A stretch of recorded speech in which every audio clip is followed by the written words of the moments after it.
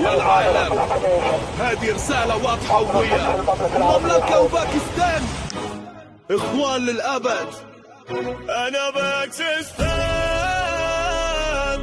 ما في خوف، أنا باكستان ما في خوف. شكرا جزيلا على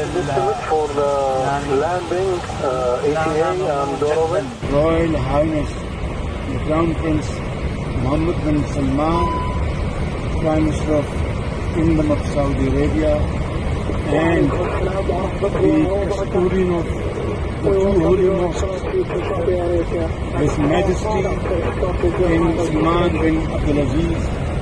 Thank you very much. It's very kind of you.